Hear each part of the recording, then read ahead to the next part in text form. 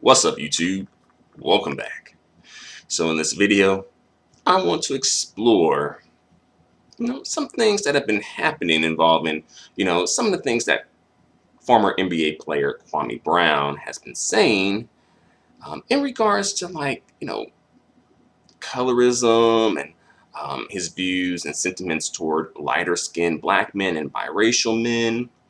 And I found out about this from the YouTuber Chrissy. She posted a video about this, and the title of the video read as follows: Dark skinned women could never, never, all capitalized, get away with this. Kwame Brown jokes, quote unquote, about light skinned men. I don't know that Matt Barnes, but you could just look at his character and tell, we used to torture light skins like that. You know it. We used to torture that wanted to be down and act black, make them crash dummies. He was a victim. That's why he's so angry. DJ Envy, he wanna you talking about you a light skinned bitch too. I would have tore that finger wave up though. I would have just drugged you around. I really wouldn't have punched you like that. I would have just drugged that. I would have just fucked that finger wave up on some dark skin hate. I ain't gonna lie. Bruno Mars haircut. My darkness would have came out from all the years of being picked on from being dark. And you're right. I probably would have took out that toxic dark masculinity on your finger wave. You can part my daughter hair and do that little comb over you had today. That was fly. I told you what we used to do like you back in the day, boy. And I was going to show you. I was sure going to relive my childhood. I told you. You might be thinking I'm playing. We used to do light skin like you, dirty boy. Call it color, real, call it whatever you want. We might have been a little jealous, but you got done dirty. You talking about, and every dark skin know what I'm talking about. Used to A-Town stump like you, boy. I told you what I was gonna do to you. Any with a finger wave, I'd have remembered my childhood, and I would have turned it to a hater. I'd have just that finger wave up. I would have had your ass up under that car, boy. A light skin like you with slick hair should be acting like Drake and take girls, but no, you getting your girl too, cause you want to be a thug. What kind of are you, boy? Oh, I forgot. You one of them mixed, confused. I forgot. Always got to join the call. I want to be down for what you know is true. You light skin always want to be down. Not all of you, some of you always want to be down. Always got to be proving something. Punk. You wasn't black enough and you wasn't white enough. You stuck in the middle. Stuck in the middle, yeah. Told you about fucking with me, boy. And the more you keep running your mouth, Rico Suave, the more I'ma with you, Becky, with the good hair. Yeah, they tried to use that little light skin so he could use his good skin on me, but that shit don't work. He ain't one of them light skin like Drake. He one of them fake tough light skin. You should have been a smooth just getting pussy, but no, you one of them angry bird light skin. But boy, I'm one of them dogs. I'm one of them dogs. One of them geeches that'll get you to shut your mouth. And I think I just proved that. Mama's cooking. And in this video, I kind of just want to explore why can't darker skinned black women get away with that.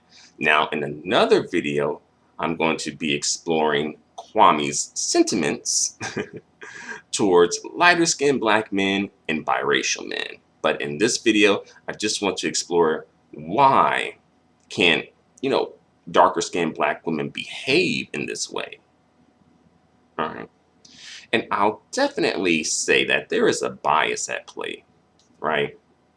And this bias causes it doesn't allow for darker skinned black women to behave this way. And the bias, it's like, I'll say that there is a hierarchy in regards to colorism within the black community that perhaps we may or may not acknowledge at one point or another, but nevertheless, more than enough people adhere to it, right? So the colorism hierarchy, it's pretty much constructed pretty much by darker skinned black men who are color struck, colorist, whatever you want to call it.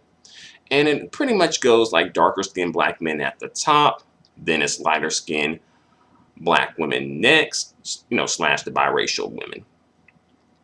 Then when it comes to third place, this is debatable. And I know some people may feel like, well, maybe that's not this, that's not that. Well, it's debatable. But personally, I feel like would be lighter skinned black men and biracial men, and then darker skinned black women, and of course brown skinned black women put into that category as well. And ultimately, I know some people may be like, well, why would the darker skinned color struck man construct a colorism hierarchy and not put like the competition at the very bottom? For him, it would be the other men would be the competition, which would be lighter skinned black men and biracial men. So why not that, right? And that's a good question. And ultimately, I just feel as if at the end of the day, for one, these dudes are color struck.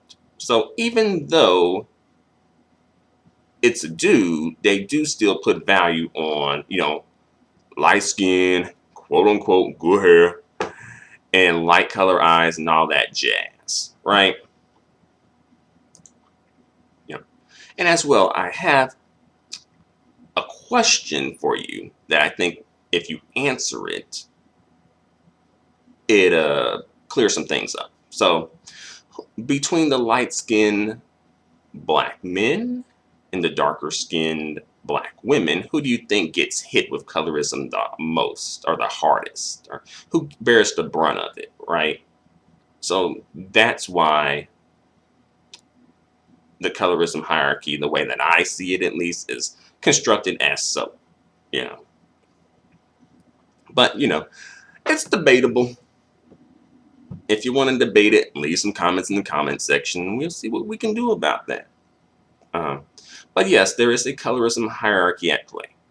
Now, when someone on the lower end of the hierarchy challenges someone on the higher end of the hierarchy, they will receive pushback because it upsets the status quo. Now, there can be a rebuttal to this where it's like, well, if a darker skinned black woman makes a joke about a lighter skinned black man, that's going to fly. That's going to be cool. And that's true. That is true. But I think that doesn't really upset the status quo, right? Ultimately, I don't think that really upsets the status quo. So I think that would be okay. I think that would pass. That would be cool. Now, if she were to make a joke about the lighter skinned black woman, biracial, including that too, then that would be a problem because that would upset the status quo. Because the jokes that the darker skinned woman is making most likely end up othering the lighter skinned black woman and the biracial woman from blackness. The darker skinned black men don't like that. They don't like seeing the lighter skinned black women othered from blackness. Because then if they were to be othered from blackness, then them liking them pursuing them wanting to, have different types of relationships with them, whether they're, full-on marriages, turn them into baby mamas, one-night stands, etc. He would be viewed as like being a sellout. And the darker skinned black men don't want to be viewed as being sellouts. They don't want to be viewed as being like, oh, because of who they choose, they're not, quote unquote, as black, or they ain't down. Y'all know what I'm saying. You know. But this extends to the lighter skinned black women that are interested in having relationships with darker skinned black men, or even just black men just in general. Right now, as we know with the situation with Doja Cat, when that came to light, I'm not even sure if that really even came to light, as more so people just maybe jump to the conclusion that Doja Cat does not really want to pursue any sort of like romantic sexual relationship with black men at all. Um, then, okay, she's fair game. The darker skinned women can go after her. That's right. That's how it goes, though, right? Because at that point, then it's like, oh, well, you're not really of any use to me. So, therefore, dark skinned black women sicker, right? And that does happen. I'm not saying all, but enough. Particularly like the black male identified darker skinned black women tend to go for that and, participate in that. Um, And you can bring up like Tamara Mari. Black men kind of go after her as well. Um, as far as like the biracial women, right? And lighter skinned black women are included in that as well. Um, Another thing that I think plays a factor in why the darker skinned black women can't behave like Kwame is behaving is, I think, we hear things about like jokes, right? It's jokes, it's cool, it's fun, blah, blah, blah. And I do think that when it comes to like comedy in general, I think there's a bias towards women where it's like women just aren't as funny as men, you know? And I think more than enough people adhere to that, right? So I think that can like low-key be a play, be at play too, where it's like, well, maybe just the darker skinned black women just ain't delivering the jokes, making them really hit, where it's like, oh, it's not a joke, or it's just not as funny. Let me see if I can clear that up a little bit. What I'm just saying is, perhaps this is a bit of a reach, bit of a stretch here, but perhaps maybe just the darker skinned black women just aren't telling the jokes effectively in a funny way where it hits and is ha ha he he. Again, that's a stretch, that's a reach, but I'll just put that in there. Maybe they just aren't as comedic as the darker skinned black man, right? Maybe that's just it. If the darker skinned black women were just a little more funny and had a bit more of a comedic timing, maybe it could work, right? Also, another thing I think could be at play is like, I think women in general are expected to be nice, to be cordial, right? And men aren't really expected to be that way. Women are expected to be nice, cordial, and nurturing, right? While the men, they're able to be more, assertive and even aggressive, right? And also, let's not, well, I guess since we're here, but the angry black woman stereotype too, right? That's at play. And, the darker the black woman is, the more people will try to apply that stereotype. Not to say that the lighter skinned black women and even the biracial women don't get hit with that stereotype, because I don't think that's true. I think that they do too, but especially if they're like the blackest person in the situation or in the room or whatever you want to call it. But I think that in situations like this, where it's like, oh, the light skin are biracial women against the browner skin, darker skin black women, etc. Situations like this, the darker skinned black women are going to be hit with the angry black woman stereotype a lot more. And it just seems like everything that she does is viewed as being angry, being aggressive. being hostile, right? And I guess that's partially because these dudes, these darker skinned dudes, do attribute those qualities with having darker skin where that's not necessarily true. There's angry, aggressive, hostile people of all different shades and colors and creeds. Let's be real about that. But that's just colorism at play in itself. But I do think that darker skinned black women may need to try to facilitate, try to have a very long conversation with darker skinned black men about, who do they want by their side? Who will they support? Because I feel like darker skinned black women, I don't feel like they can go to darker skinned black women, darker skinned black women too, but I feel like the darker skinned black women, could they really go to darker skinned black men for support? And really a lot of things, but especially when it comes to colorism, you know. But on the flip side, the darker skinned black men, they can say a little something, something, Black Queen, that's what I'm talking about, right? Come through singing a couple of Black Queen songs, and the black male identified darker skinned black women will come through and support in a heartbeat.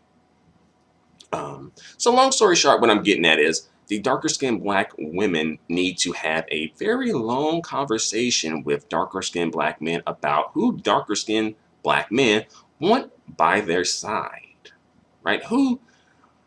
Why don't darker skinned black men support darker skinned black women when it comes to, colorism fights, colorism complaints? That is a conversation that needs to be had, that needs to be facilitated. But let me tell you, the way that I see that conversation going, all right, let me show you. It's going to go like this. All right, it's going to go circle.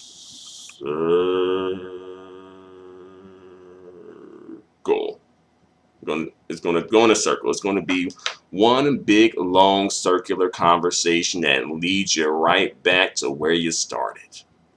And it's going to be full of gaslighting. It's going to be full of condescension or condescending remarks. It's going to be full of low-key insults. It's going to be full of all types of BS to avoid having to go hard in the paint for you. We all black, right? We all black, and that's just that, right? Stop being so divisive, right? You coming off, you're jealous. You're just jealous. You're bitter. You're angry. What's with that, black woman? Why are you always so angry about stuff, right? Because at the end of the day, this situation for darker skinned black women could have been solved. All right. And also, ain't them y'all's chocolate Mandingo Kangs though? Ain't them y'all chocolate Kangs? You meaning to tell me that you can't come to you can't go to your chocolate Kang and ask him for a thing? I mean, you ain't asking him for a wedding ring. You just asking him to, hey, defend me every once in a while. Defend my image. Defend, the darker skinned black woman, the queen, the darker skinned queen,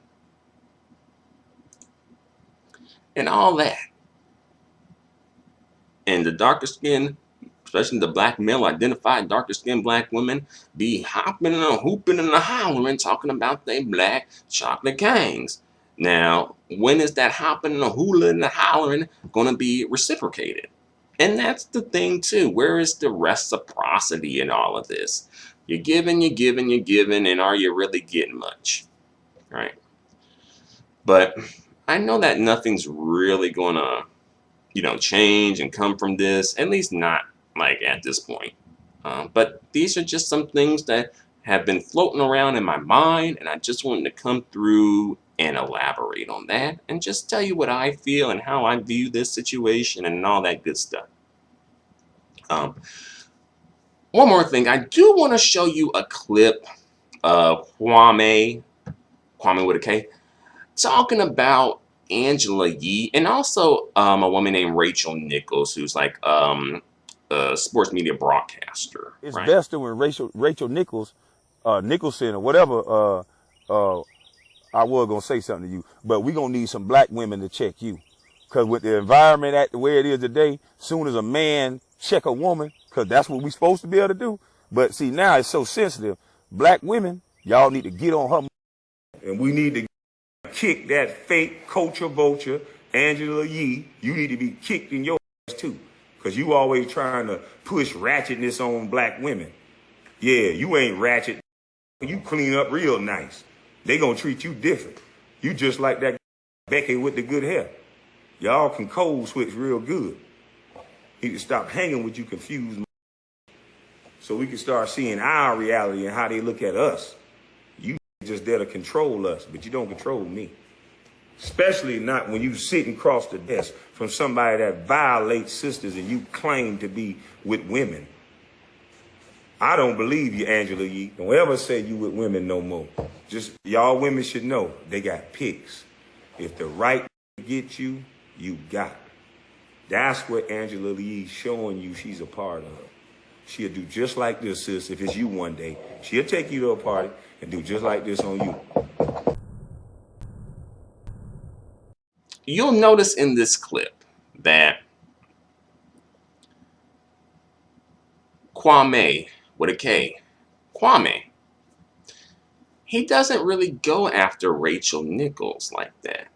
Notice that. He knows better than to go after Rachel Nichols like that. And Rachel Nichols, she is a Caucasian woman, right?